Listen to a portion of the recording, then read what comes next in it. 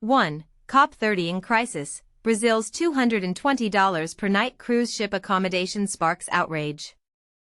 2. Brazil to host UN climate change conference. 2 cruise ships to serve as floating hotels.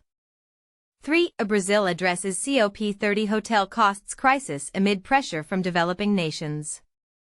1. COP30 in crisis. Brazil's $220 per night cruise ship accommodation sparks outrage. Imagine being invited to shape the future of our planet, only to discover you can barely afford a place to sleep. That's the stark reality facing many delegates heading to COP30 in Belém, Brazil, and it's sparked a fierce debate about fairness, climate leadership, and who gets a seat at the table. But here's where it gets controversial. Brazil's government, facing mounting pressure from African and Pacific representatives worried about sky-high hotel prices, has revealed a plan to offer affordable accommodations, no more than $220 per night, mainly targeting some of the world's least wealthy nations. Their solution? 2 enormous cruise ships docked at Atero port, a half-hour away from the summit site, with a combined offering of 3,900 cabins and 6,000 beds. As Walter Correa, the official in charge of logistics for COP30, put it, these ships are among several different lodging options intended to make the summit accessible for all. Initially, this offer prioritizes 98 of the smallest developing countries and island states. Delegates from other nations will be able to book rooms, but potentially only later on and at prices that could reach $600 per night, a figure left purposely vague for now. This stratification raises immediate questions. What criteria determined which countries received the initial cap? And, critics argue, will this plan truly level the playing field? A closer look at reaction from the front lines reveals frustration. For climate negotiators, all representing African or Pacific nations, expressed deep dissatisfaction. To them, Brazil's announcement arrived too late, and the so-called price limit was still out of reach for many delegates. Adeo Soares Barbosa of Timor-Leste, a Southeast Asian nation, explained that $220 per night is simply not feasible for his delegation, especially when, as yet, no rooms had been reserved on their behalf.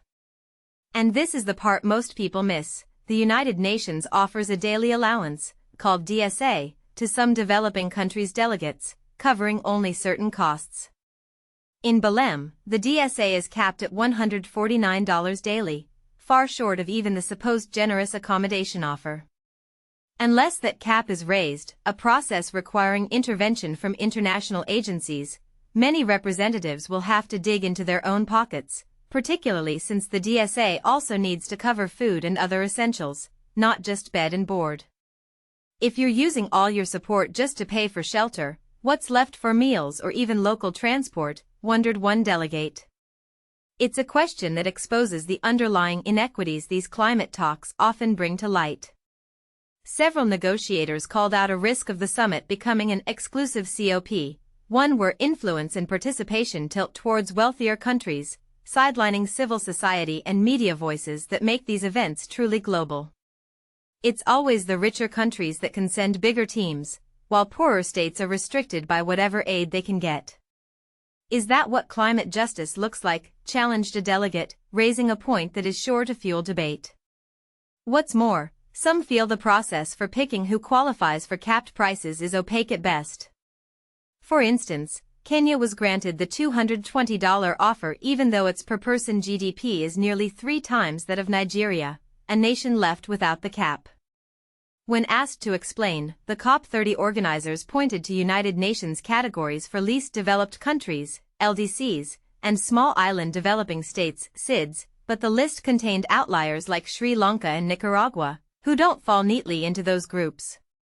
Do you think this selection approach is justified, or does it open the door for favoritism?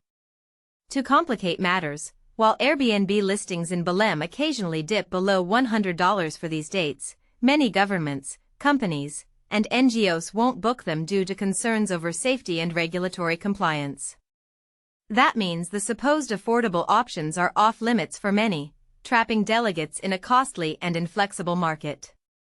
As if all this wasn't enough, environmental groups are sounding the alarm over using cruise liners, which are infamous for their carbon emissions, to host climate delegates. The two ships earmarked for COP30, MSC Seaview and Costa Diadema, together churn out over 140,000 tons of CO2 annually, similar to the emissions of entire small island nations like Nauru or Kiribati. Lucy Gilliam, leader of the advocacy group One Planet Port, didn't mince words: cruise ships for a climate summit? It borders on hypocrisy. While Brazil's organizers claim they'll fully offset the ship's emissions to ensure the event remains net zero, critics remain unconvinced and question whether carbon offsets are truly enough. So, here's the tough question for you. Is Brazil's promise of capped rates and cruise ship accommodations a genuine step towards inclusion, or does it simply shift the problem of inequality into new forms? Do offset claims make up for the carbon cost of cruise liners? And perhaps most importantly, if climate talks themselves can't walk the talk on justice and emissions, who else can? Let us know what you think in the comments. Should the world's biggest climate summit be held at sea, and on what terms? 2. Brazil to host UN Climate Change Conference, 2 cruise ships to serve as floating hotels. Facing an unprecedented logistical challenge, Brazil is turning massive cruise liners into floating hotels to house thousands for the biggest climate meeting of the year, and the implications go far beyond extra beds. But here's where it gets controversial. Will docking cruise ships in the heart of the Amazon prove innovative or environmentally risky? And this is the part most people miss. This decision could spark a heated debate about sustainability, economic priorities, and the fate of a fragile ecosystem. In November 2025, Belém do Pará will host the 30th Conference of the Parties to the United Nations Framework Convention on Climate Change, COP30. Known as the central gathering where nations negotiate critical climate action, COP30 is expected to draw tens of thousands of participants, government delegations, observers, social organizations, academia, business leaders, and journalists. With local hotels already at capacity, Brazilian authorities have contracted 2 grand cruise vessels, the Costa Diadema and the MSC Seaview, to serve as temporary floating accommodations, supplying over 6,000 additional beds. Situated just outside the Amazon rainforest, Belém is racing to complete a brand new cruise terminal in time for the event. The infrastructure plan includes a 710-meter pier and a fully equipped reception area to streamline guest arrivals, luggage handling, and crew access. Imagine lining up at a floating check-in desk with a view of the Tapajós River and emerald jungle canopy in the distance, something few conferences can boast. Both ships are slated to operate in South American waters throughout the 2025-26 winter season, but starting November 10, 2025, they will remain moored at this terminal for more than 10 days. During that window, attendees will live, dine, and network aboard these luxury liners just steps from the convention center. These 2 large ships will add to the various accommodation solutions aimed at all audiences coming to COP, such as UN delegations, observers, social organizations, academia, and business people, explained Walter Correa, Parás' extraordinary secretary for COP30. His comments underscore the need for diverse lodging options to fit everything from high-level official delegations to NGO volunteers. Accommodations in Belém will be released in phases, as agreed between Brazil and the UNFCCC. The first wave will include conventional hotel rooms. Next will come short-term apartment rentals, think Airbnb-style flats, followed by cruise ship cabins and other unique lodgings. This staged rollout aims to give priority to the most critical participants, while ensuring a fair booking process for everyone else. To coordinate this unprecedented hotel boom, the government is developing a dedicated online platform. The UNFCCC will mediate access, allocating rooms and cabins to member countries according to criteria established in the Framework Convention. Daily rates will vary. Island and developing nations pay around $220 per night, while other delegations face fees up to $600. This tiered pricing reflects both diplomatic considerations and Brazil's goal of maximizing revenue without sidelining smaller economies. In August 2024, as first reported by Cruise Industry News, Brazil tapped its national promotion agency, Embraer, to spearhead the selection of suitable vessels. Embraer then appointed travel operator Qualitors, which ultimately chose the Costa Diadema and MSC Seaview. 3. Brazil addresses COP30 hotel costs crisis amid pressure from developing nations. The upcoming COP30 climate summit in Belém, Brazil, has sparked a critical issue. How will the city manage to host tens of thousands of international attendees without pricing out developing nations and smaller countries that are most vulnerable to climate change? This question has put Brazil under significant pressure to ensure affordable accommodations, a challenge that has ignited intense debate among stakeholders. But here's where it gets controversial. While Brazil insists it has met the UN's minimum room requirements, many still wonder if these efforts will be enough to truly include everyone. On July 16, 2025, a drone captured a striking image of a hotel under construction in Belém, showcasing Brazil's rapid preparations for the summit. Walter Correa, Brazil's special secretary for COP30, reassured anxious governments during a recent briefing that they are on track to provide sufficient lodging. Despite this optimism, the actual number of available rooms still does not fully meet Brazil's own earlier estimate of expected attendees, which is around 45,000 people.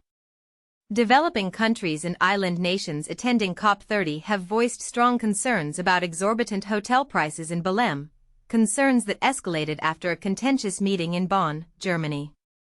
During that conference, delegates expressed frustration that the soaring costs of accommodations could effectively exclude them from participating in one of the world's most important gatherings for climate action. Recognizing this, Brazil has promised to prioritize these vulnerable groups by offering more affordable options. Walter Correa emphasized, "Our commitment is clear, everyone must be able to attend at prices they can afford." Excluding smaller nations or those suffering the most from climate change would be unthinkable. The choice of Belém as the summit's location is symbolic. Situated on the edge of the Amazon rainforest, it draws global focus to the urgent issue of rainforest preservation. However, civil society groups have repeatedly warned that the city's limited hotel capacity could inhibit broad participation. As of now, local authorities have identified over 30,000 accommodations, a figure comfortably above the United Nations minimum requirement of 20,000 rooms. Yet, this still falls short of what would be needed to house the full roster of attendees, including delegations, journalists, and observers.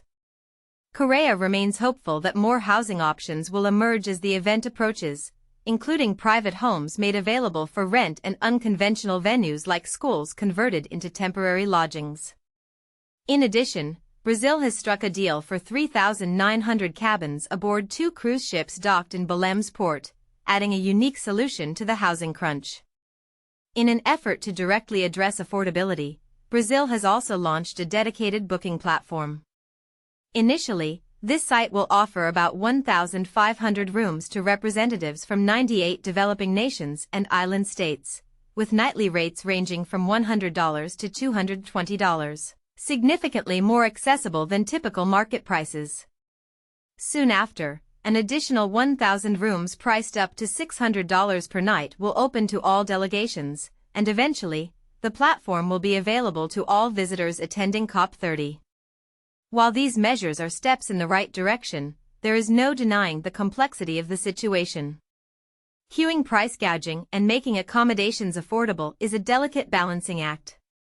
Correa acknowledged that while his office is doing everything possible to prevent excessive costs, it won't be feasible to provide low-cost rooms for every single participant, especially in a city with limited infrastructure. Environmental activists worldwide had eagerly anticipated Brazil's hosting of COP30 after 3 years of climate talks in countries where public protest was restricted. The hope was for a more open and inclusive summit, but accommodation challenges risk dampening participation, particularly among grassroots organizations and civil society groups essential to ensuring diverse voices in climate negotiations. And this is the part most people miss. The tensions between accommodating a massive influx of attendees, preserving local resources, and making the event truly inclusive exposes a larger question about the global climate process itself. Are the venues chosen for such important summits always accessible and fair to all?